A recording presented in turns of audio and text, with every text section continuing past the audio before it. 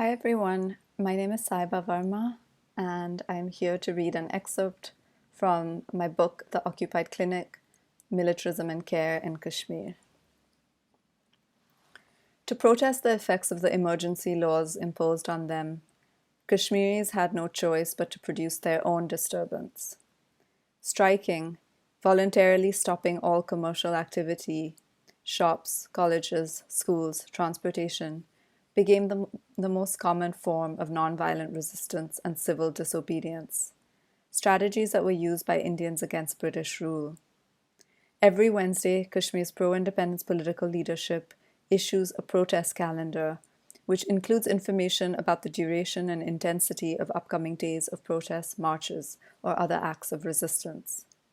The state government usually responds to or anticipates the protest calendar by issuing its own calendar of curfews, intended to stop people from gathering and protesting.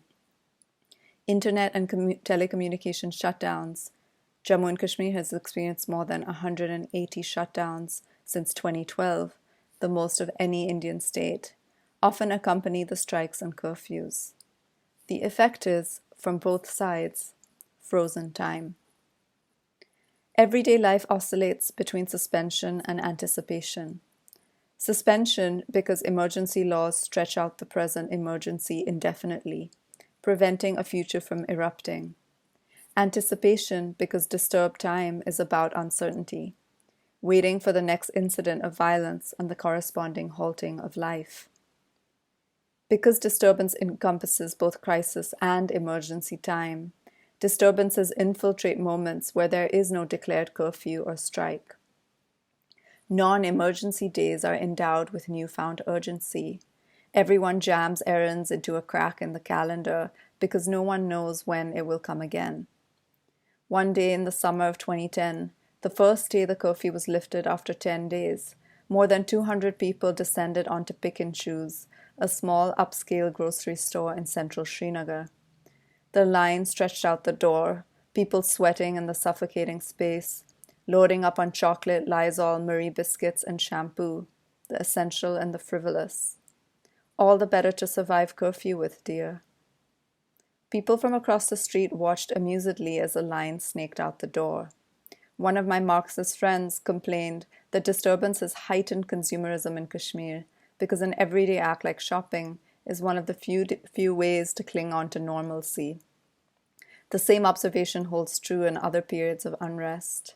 After 9/11, President Bush told U.S. citizens it was their patriotic duty to shop.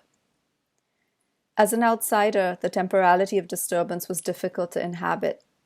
It was a habitus, I realized, a way of being in your body, occupying a particular spatio-temporal order.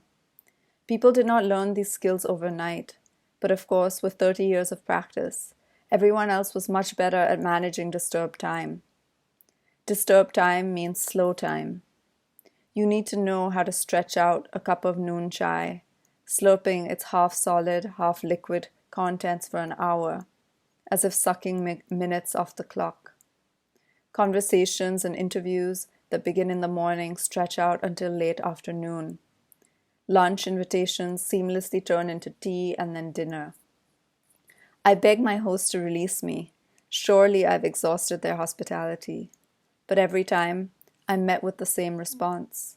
What's the rush? Stay the night. We'll take you home tomorrow. Occupation time is elastic and loose, both a boon and a hindrance for fieldwork. No one is in a rush to do anything, including being interviewed.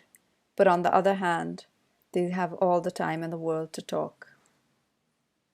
Thank you.